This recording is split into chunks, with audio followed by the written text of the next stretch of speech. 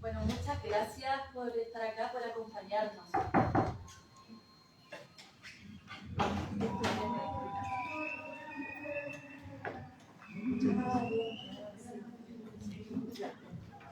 Bueno, bienvenidas y bienvenidos. Antes de todo, presentaré brevemente al autor, a mi hermano, Fernando Franulich de Pix. Nació en 1978 en la ciudad puerto de Antofagasta. Y bueno, falleció en enero de este año, acá en Santiago. Estudió la teoría social y la historia de Chile, hasta finalmente desembarcar en la literatura. Él decía que escribía, comillas, por el margen de palabras que constituyen la alegría de existir, simples esqueletos de la flora y fauna de su psiquis. Estudió sociología e historia en la Universidad de Chile y en la Escuela de Altos Estudios en Ciencias Sociales de París. En términos académicos, sus intereses se relacionan con la historia social de la caridad y de la pobreza en los siglos XVIII y XIX. Hoy presentamos un libro que mi hermano dejó terminado el año pasado y cuyo deseo era publicarlo este año. Precisamente hace un año atrás, el 30 de agosto de 2023, recibí por email el primer manuscrito de La Arcilla y la Arena. Este es el quinto libro publicado de Fernando y el segundo que se publica en su memoria. La Arcilla y la Arena es un poemario que él definió como una geografía literaria y está basado en su experiencia de lectura del censo de 1813, aplicado en las regiones de Copiapó y de Coquimbo. El libro ha sido confeccionado artesanalmente, cosido a mano, lo que asegura su durabilidad, por el taller gráfico editorial Guayraba, que está ubicado en El Cabo, en la provincia de San Antonio. Bueno, quiero agradecer a Gabriela Vázquez por facilitarnos la sala, quien además conoció a Fernando mientras estudiaba sociología. A esto se suma que mi hermano se había inscrito en un curso de latín para cursarlo este año acá en el pabellón helénico. Estaba además dándole vuelta a la posibilidad de tomar el diplomado de latín y griego. Siempre muy inquieto intelectualmente, Fernando encontraba en el conocimiento y en la creación mucho placer y libertad. La presentación estará bajo el cuidado de la historiadora Ariadna Riotti Silva, amiga de Fernando también, y el artista visual Daniel Sanz de Pix, primo nuestro. Presentaré primero a Daniel y luego, cuando tome la palabra Ariadna, la presentaré a ella. Daniel ilustra La Arcilla y la Arena y también diseña la portada. La mariposa y el chiricol dice que representan a Fernando y a mí. Ha colaborado visualmente con otras obras de Fernando, con la portada del libro Entre el espesor histórico, la liberalización de la mirada masculina, que es una colección de ensayos críticos, y con las imágenes interiores en el libro electrónico Yo el arcaico o las inscripciones en la piedra, que reúne poesía, cuento y dramaturgia. Daniel Sanz de Pix nace en 1989.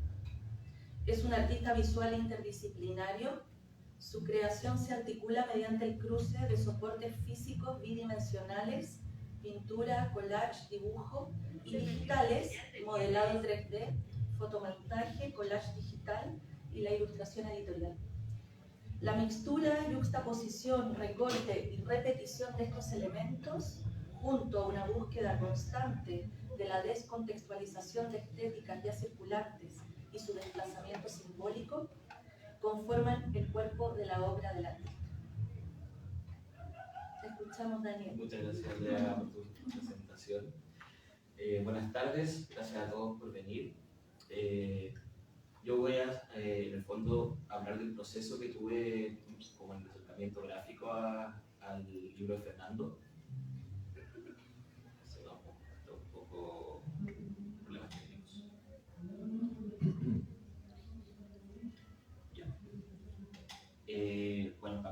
proceso, para mí fue un proceso súper como significativo en el fondo, y creo que para Andrea también. Sentimos mucho a Feña presente en el fondo mientras organizamos todo, veíamos cómo íbamos a realizar este proyecto, en verdad, que fue un año justo. Y acá yo les voy a explicar un poco cómo abordé la estética del libro. Estos son los referentes formales y conceptuales que estoy utilizando para realizar estas ilustraciones. Primero parto con el documento original. También páginas del libro del documento original que hablan de la... Disculpen. Paso un poco rápido la presentación. Que hablan de la demografía que explica al final el censo de 1813, donde está la clasificación de blancos, indios, mestizos, negros, y el total de 259.646 habitantes. También ocupo los mapas de la época, aunque en este caso el mapa que era del ferrocarril, como puede saber, el ferrocarril fue después, en 1951, si no me equivoco, 1851. Pero esto le da también una capa también de un trazado a la misma imagen, lo que le da también como más capas de información. Y por último la ilustración botánica, que también la decidí agregar porque también es una especie de clasificación. En el fondo la botánica ilustrada hace clasificaciones de las mariposas, de la flora, de la fauna. Y este es el proceso gráfico en el fondo que terminé resolviendo, que creo que fue como la mejor opción que tuve para realizarlo. Que en el fondo es en capas, donde parto primero siempre con el tema del mismo censo, el documento original, que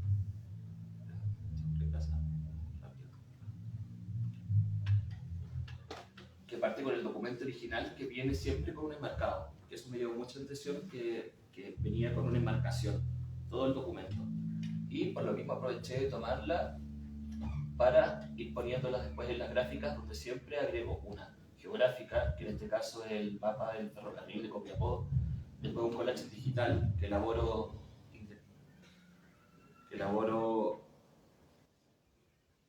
disculpen,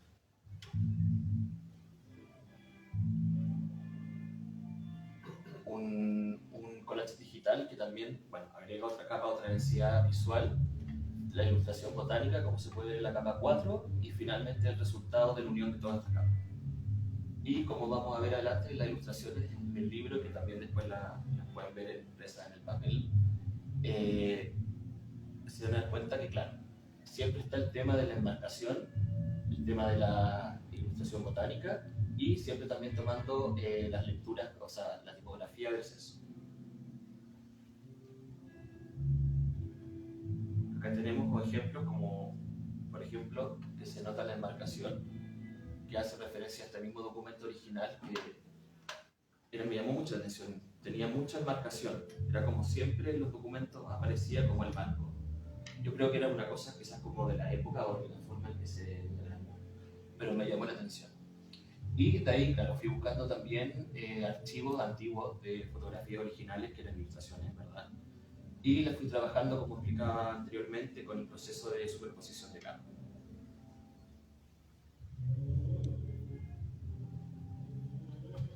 Tomé también como referente, claro, las clasificaciones humanas que se hacían, que eran bastante impactantes igual. Por ejemplo, los pueblos autóctonos originarios de Chile los clasificaron, los desarrollaron en la clasificación de indios, donde también están los esclavos, descendientes afroamericanos. Y claro, acá podemos ver también la justaposición de capas, donde se habla también, si se pueden fijar ahí, las clasificaciones del texto, la imprenta, que también era muy marcado en el documento. Muchas hojas salía el tema de la imprenta.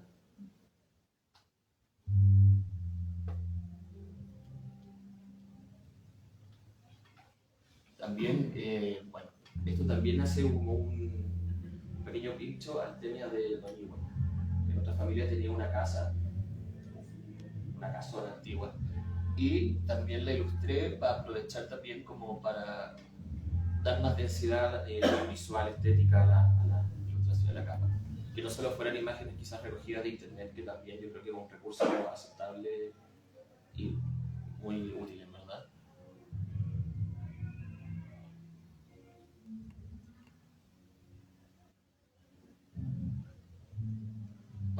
Armando también tenía un tema súper heavy con el tema de la vestimenta. Le interesaba mucho el tema de la moda a través como de los años. Así que también utilicé imágenes de la época, de la vestimenta que se usaba. Y experimentaciones también de dibujo a mano alzada, con también el tema del censo, como la tipografía, las clasificaciones. No se ve muy en la máxima claridad, pero bueno, con Andrea también tuvimos un montón de opciones, muchos tipos de portadas hasta que encontramos la justa. Y claro, en esto también se repite el tema del margen, la enmarcación, el timbre oficial de como el censo. Y esto me llevó, claro, a poder como realizar, hacer un proceso que me llevara mediante ciertos procedimientos, ciertos pasos, a una ilustración final.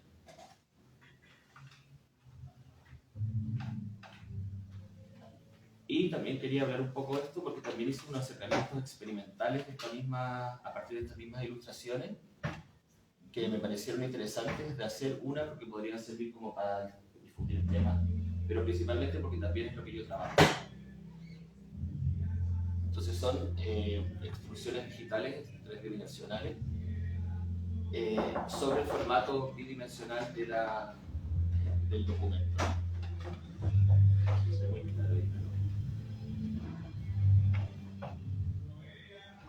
Acá también podemos ver, claro, está la imagen bidimensional y se hace una extrusión de volumen.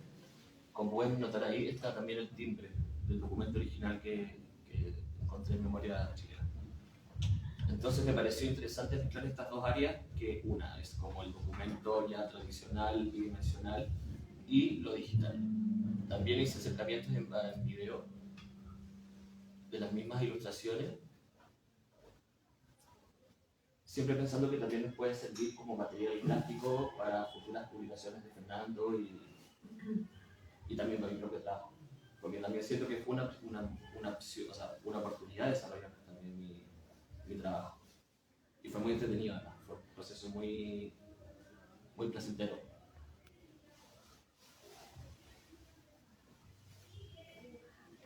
Y acá, claro, esto es un escaneo tridimensional del libro, que también lo quise agregar porque también es un acercamiento simbólico al libro y también como un objeto en arte en sí mismo. Así que esa fue como mi experiencia con el libro, y claro, la encontré que sentía que Fernando estaba con nosotros, de buenas que lo comentamos. Entonces fue un proceso, cuarto trabajo, tengo 200.000 archivos de imágenes, pero eso. Así que no sé si hay una duda, una consulta, no sé, un comentario. ¿Puedes hablar un poquito más de la portada? Algo mencionaste que eran ustedes. Claro. ¿Cómo llegas a esa? El Ticol es como el pájaro que peña. ¿Por qué te estás peñando a nosotros? Y como es Andrea, la que la conocen, es una mariposa. Es un sensual, encantador. Una mariposa.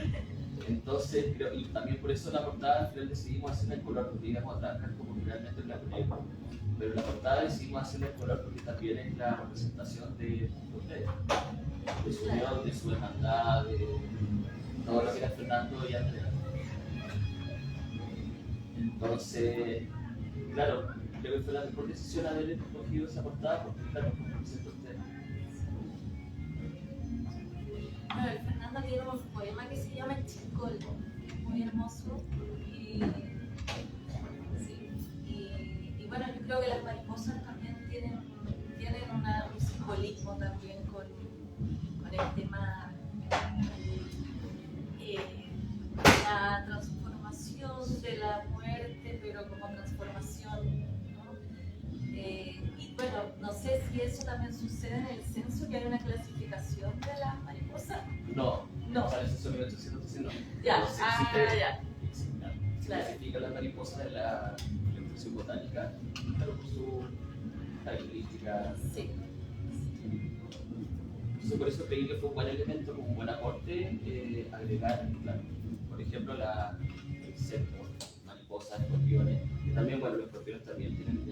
tema de Copiapó, del norte chileno. Entonces me pareció como interesante también investigar qué fauna habitaba el sector donde fue realizarse eso. Claro, sí. Claro, como es una geografía literaria, también hay un tema con eso, ¿no? Con los insectos del lugar, y hay alusiones de eso en el poemario también. Por eso el alacrán, sí, que es propio de estas tierras pedregosas.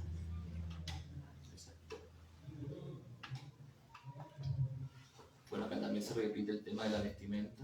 Claro, el Fernando lo que estudiaba era principalmente las telas, porque según la calidad de la tela también se hacían las clasificaciones de los distintos grupos sociales, marcados por supuesto por una desigualdad social. Entonces las telas que usaban las mujeres de la burguesía eran muy diferentes a las que usaban las mujeres. Claro, entonces las telas venían de un lugar o venían de otro, y eso estaba marcado también socialmente. Y es por ahí el Fernando investigaba bastante. Bueno, yo también por ese mismo lugar como de las clasificaciones, ya sean humanas o flora fauna, fueron mis referentes para ir construyendo esta ilustración. Sí, bueno, ha sido un regalo en realidad el trabajo de Daniel en todo este proceso, ha sido una compañía fundamental.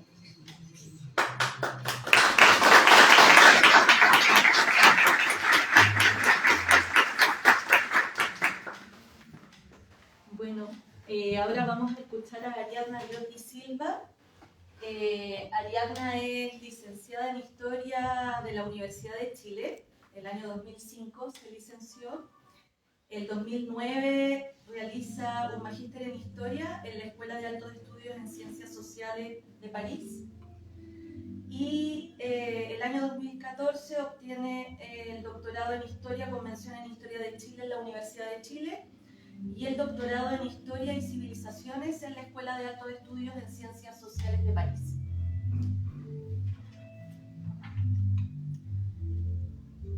Es coordinadora del área de investigación patrimonial del Archivo Central Andrés Bello de la Vicerrectoría de Extensión y Comunicaciones de la Universidad de Chile, y también es madre, cuidadora y activista social feminista.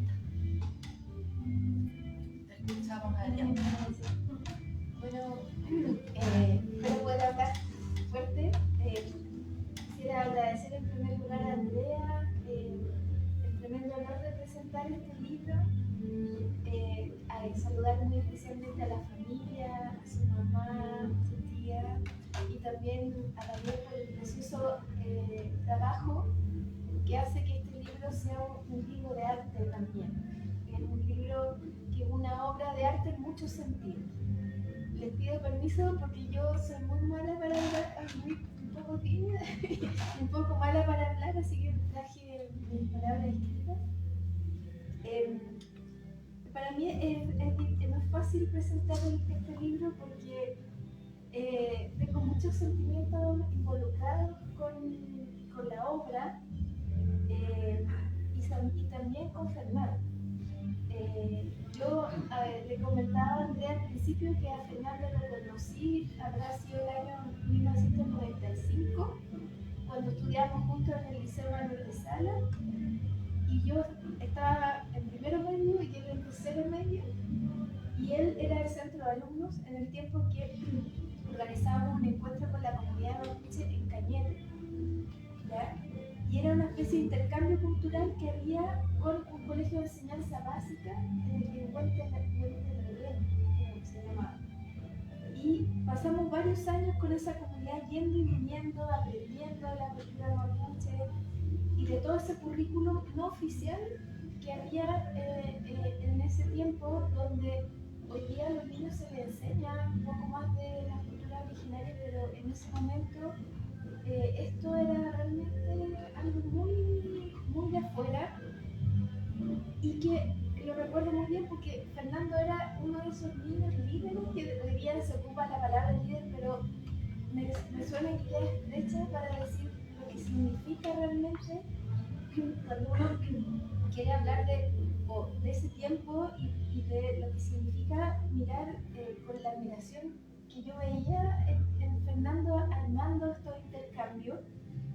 Y ahí yo creo que yo lo admiraba muchísimo y creo que no era la única admiradora secreta que él tenía, porque él destacaba por su sensibilidad social, por su compromiso, además con la organización estudiantil, y también él era un estudiante destacado también por sus capacidades académicas. Recuerdo que él tenía premios en filosofía que eran no solo del colegio, sino que de fuera del colegio. Después de muchos años nos encontramos en la universidad. Él estudiaba sociología, yo estudiaba historia, y debe haber sido el año 2000 cuando nos encontramos, y siempre nos seguimos saludando con un cierto afecto que tenemos a veces los quienes estudiamos en el manual de sala, y nos encontramos con cariño y nos saludamos, pero con él especialmente por esa historia en común en Cañete. Siendo ya sociólogo, él estudió historia, y me parece que siendo estudiante en el magíster coincidimos en temas culturales, de historia cultural, que vinculaban a la sociología con la cultura en un tiempo en que, yo me acuerdo, no era muy corriente encontrar sociólogos interesados en historia. Al menos yo no había visto en ese tiempo de estudiante a nadie, ningún sociólogo que viniera a estudiar historia. Podría haber sido al revés, pero él era el único realmente. Y yo creo que es un tema también de que decir, porque nos falta diálogos más interdisciplinarios para vincular sociología, arte, a través de la lectura del movimiento, todo eso que nos hace entender como la amplia dimensión y la enorme dimensión que tiene un fenómeno histórico, humano. Años después yo lo encontré cuando él quería estudiar en Francia, y nos compartimos experiencias, sobre todo para lo que tenía que ver con contarle cómo era la école, cómo se ingresaba, y estuvimos hablando sobre lo que significaba Francia y la escuela francesa.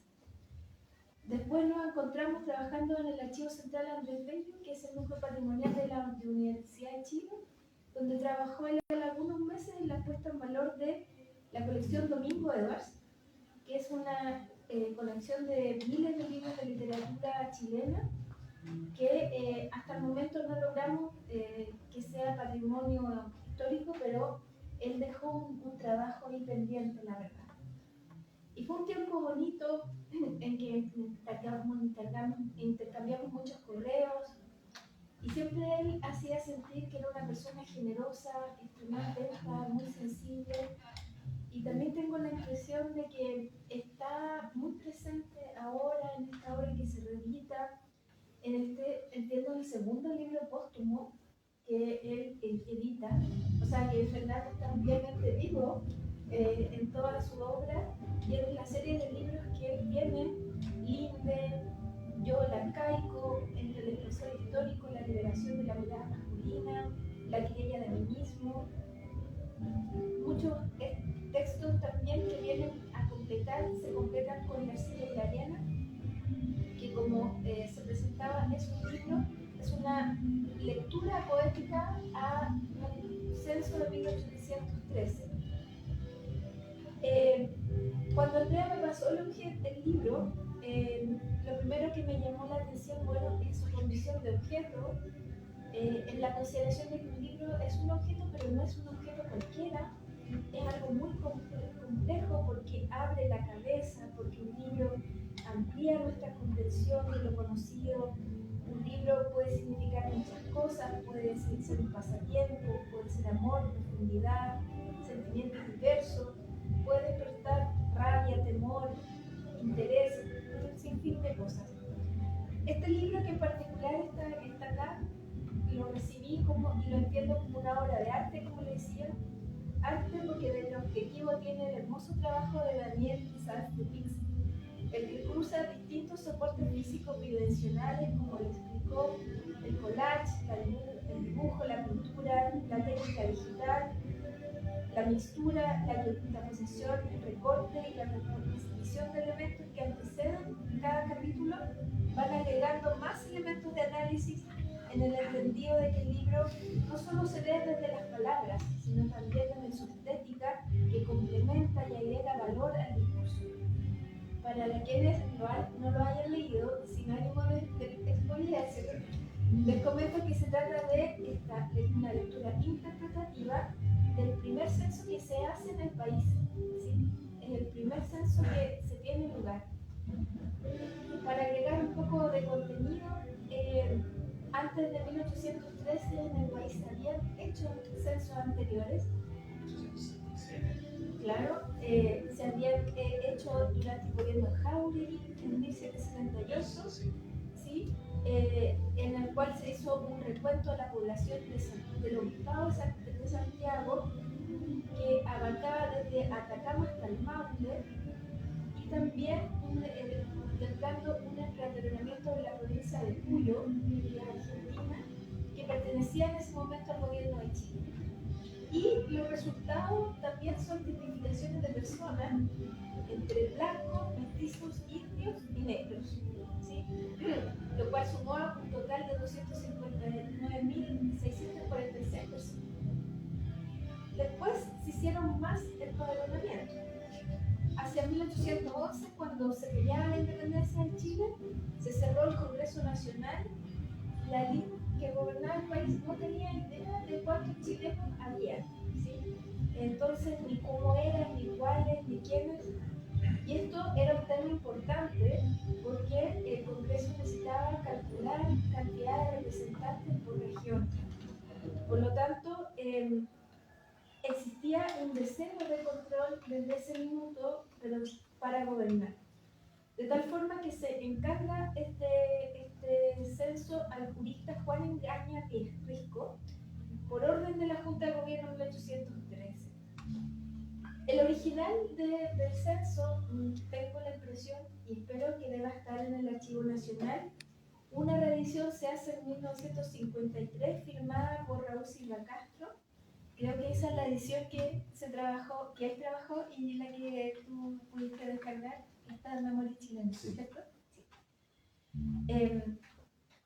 Quisiera recordar que este censo no se levanta en Santiago ni en Concepción, y que estima alrededor de 1.200.000 personas, que existen muchos cuestionamientos sobre la exactitud de este cálculo, porque el país estaba en guerra en ese momento por la independencia, y eso generó muchas críticas de la élite que refrendaba esto diciendo que, para el cálculo solo se habían considerado las ciudades que no estaban asediadas. Se dice que no había los papeles suficientes, aunque el gobierno de la época señala que la intención era continuarlo con las provincias donde no estuviera ocupado el enemigo español. Se midió desde Concepción hasta Santiago y se verificaron en Concepción los empadronamientos generales. Este censo partía diciendo, y lo voy a citar: la felicidad pública es un todo que resulta de la parte que pone cada individuo. A este gobierno le toca disponer y agitar los desórdenes. Así parte el censo. Sin saberse el número de la población, las profesiones y de las circunstancias de los ciudadanos, casi no se puede emprender con cálculos seguros ningún objeto de beneficencia pública, y mucho menos se puede dar a los pueblos aquella organización y representación política que corresponde a un sistema popular. El actual gobierno trata de sindicarse con sus conciudadanos y con la comunidad, manifestando las diligencias que practica para realizar estos objetos, aún en medio de los tormentosos cuidados de una guerra inopinada. Cualquiera a quien se comisione estas diligencias sería irresponsable a la execración pública y a las penas que merece el que contribuye a la infelicidad de su patria si no cumple los encargos que se le hacen. Entonces, no podían no contestar el censo. Recordaba mucho hoy día lo que pasaba, como no tienen que contestar el censo, ¿verdad? Para este censo se dividió al país en 4 partes. cuatro distintas partes, que fueron las que Fernando tomó una parte de ellas, ¿sí? Es una parte que va desde el poblado de Atacama, ¿sí? Es la parte que corresponde a las provincias de Copiapó y de Coquimbo. Él señala aquí, hace bastante tiempo que deseaba escribir un poemario de parajes y de caseríos, difuminados por las ondas del sol, velados por los tierrales del viento, fantasmas de arcilla y de arena. Esta imperiosa necesidad de experimentar la literatura en una vertiente de geografía literaria decantó en la creación poética sobre unos territorios con su difícil superficie, con su abandono, con su lejanía, con su fauna, con su población humana, con su riqueza mineral, en suma, con su morfología de poéticas desolaciones. Eso es lo que él señala en la primera parte de su libro. Él tenía, Fernando, durante su vida, yo sentí un deseo de desclasificar lo que estaba ordenado. Era como una necesidad de liberación y de liberar también, que estaba muy profunda en él. Entonces él realiza acá un interés por desclasificar esa zona límite, y este libro está articulado con conceptos claves. El primero tiene que ver con Copiapó, las prácticas de la lejanía, donde habla de las doncellas y los mancebos. Las doncellas son todas aquellas criadas que sirven a la señora o que se ocupan de los menesteres domésticos ajenos a la cocina. Por su parte, el mancebo es un joven soltero, sirviente asalariado contratado por un tiempo fijo para esa labor. Otro concepto que hay es el de alma, ¿sí? Que es el principio sustantivo que organiza a la vida. El concepto de pan, la importancia del molino, de los espinos, de los manchitos de la tierra amarilla, la necesidad que él tiene de valorar a las personas sin religión, a las primeras letras de Copiapó, en esta idea del Copiapó que viene de la palabra Copuyapu, ¿sí? Que quiere decir copa de oro, copa de cobre, ¿sí? Este poemario habla de las castas, o sea, de esta sociedad que se organiza basando en grupos sociales. Las castas son grupos sociales estáticos de base genética a los que se pertenece debido a una condición hereditaria o de nacimiento de cada individuo, con el fin de establecer discriminaciones en el estatus de las personas desde el momento en que nacen, sobre las cuales se establece un orden de estratificación social, ¿sí? Se hablaba incluso de una pigmentocracia de la piel, es decir, que a las personas se les ordenaba por su color de piel, por la sangre que tenían en tres grupos sociales: españoles blancos, indios, africanos y negros, ¿sí? Y esta denominación es la que se ha llamado el sistema de casta. En teoría es todo un conjunto en el cual tiene que ver el prestigio y el estatus social de la persona en dependencia de su color de piel, ¿sí? Y en ese sentido se ordenaban a las personas no solo por quienes eran, sino por quienes eran también sus padres, ¿sí? Si era hijo de negro, con negro tenía un nombre; si era negro con blanco; si era negro con indígena. En fin, así se rotulaban a las personas para clasificarlos, ¿sí?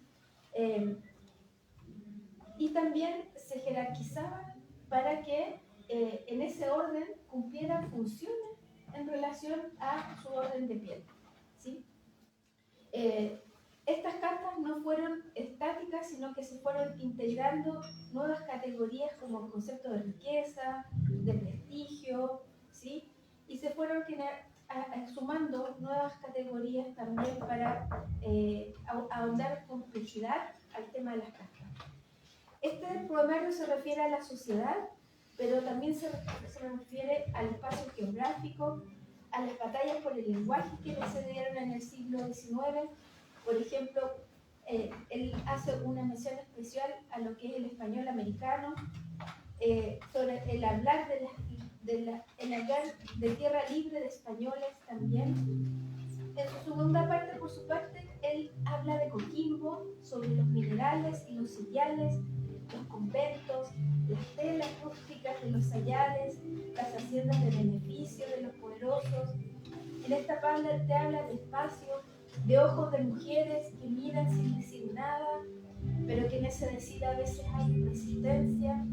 También hay resistencia de los cerros, de las noches lejanas en la oscuridad, de la afrodescendencia, también de los deciles, de las alimeñas sueltas, es decir, de todos esos animales que eran considerados nocivos para la agricultura, peligrosos para el ser humano, que se llevaban para la libertad de la caza, y en fin, incluso se incentivaban su exterminio y se daban premios por su exterminio.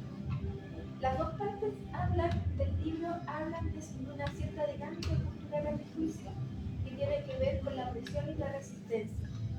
Y creo que con eso le intenta interpretar de un modo poético lo que para él era la cultura popular, que no es esencia de nada, sino una disputa. Por eso el título creo que es La arcilla y la arena. La arcilla, es decir, esa tierra para modelar la cerámica, desde lo que se crea algo nuevo, y la arena, ese material fino, pero tratable, pero que es más difícil para modelar. Los suelos arenosos también están dispuestos para, en su poética, también están ahí, pero son más complejos. Y también es lindo ver en la poética que él tiene entre esta arcilla y esta arena que se complementan, que da juego a esa especie de complejidad donde está toda la tensionada y donde podemos comprender dónde está la cultura poética, y creo que ahí está la poesía de él, en ese encuentro entre esa arcilla y esa arena, entre lo gobernable y lo ingobernable de las personas. Así que un gran libro, reitero mi agradecimiento y mi emoción también de presentarlo y de mi interés porque se trata del río y masificado. Muchas gracias.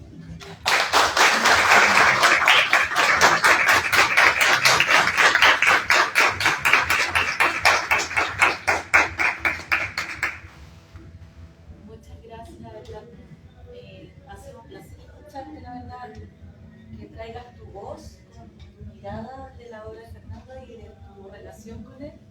Es muy emocionante. Gracias. Bueno, para finalizar, yo quisiera leer las glosas al margen, pero del primer manuscrito, el que Fernando me compartió hace un año y que no están ahora en este texto final, ¿no? O sea, que es un texto inédito que no aparece en esta edición publicada. Y dice así: en Chile se habla del norte chico. Es una aglomeración de zonas, parajes y poblados, caseríos sumergidos en la pedregosa tierra, habitación predilecta de lagartijas coloridas, de roedores pequeños, de buitres negros espeluznantes y de una variedad infinita de insectos. Sin ambajes señalo, quisiese hallar las ruinas de fábricas y de hospicios, desplegar mi artificio metódico. ¿La poesía posee algún método? Buscar hogares derrumbados, descubrir telares injutos, quisiese encontrar algún distintivo en las arcillas y en las arenas, de las esclavas de los patrones, de las sirvientas de los labradores. Bastaría un hueso deforme, un cráneo fragmentado, un diente despedazado, enterrados en guaridas maltrechas, en cavidades sin señal, en grutas oscuras, donde el sol de la demasía no tiene lugar. Es una empresa ardua, solo tangible desde el verbo. ¿Es el signo entonces una fuerza social que puede atravesar el símbolo y el objeto? ¿O quizás pedir demasiado a unos artefactos hechos de palabras, solo palabras al sol? ¿Acaso el signo tiene asegurada su intromisión en la densidad del límite? El trabajo del verso es un modo de experimentar la alteridad. ¿Quién habla en el poema? La extranjería, el espejo que refleja nuestra parte execrable o quizá la más bella. Lo otro, marca inescrutable entre la indiferenciación de los seres. ¿Cómo forjar una clasificación, un ordenamiento? Preguntaría un señor opulento. Los pasos fantasmales que han quedado prendidos en las piedras, hurtándose a la mirada, calculando la venganza de la metáfora, la revancha del tiempo, el desquite de la interdicción. En suma, me pregunto lo siguiente: ¿actuaría yo acaso de la misma manera con una fuerza puesta más allá del látigo y de la infamia? ¿Esperaría el momento oportuno para acabar con el opresor? Un conflicto poético que aún se juega. Nadie ha triunfado en esta historia lírica pasado 2 siglos y más.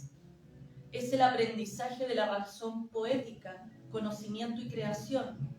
Sin un binomio que los divorcie, será entonces la imagen entre los cerros y las colinas, bajo los destellos del sol, bajo las 2 caras de la luna.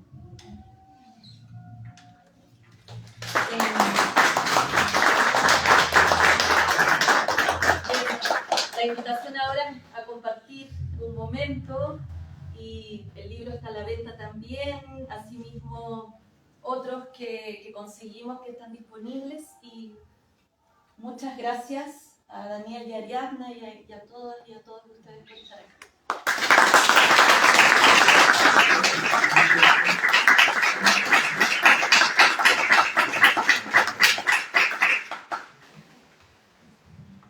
Coman.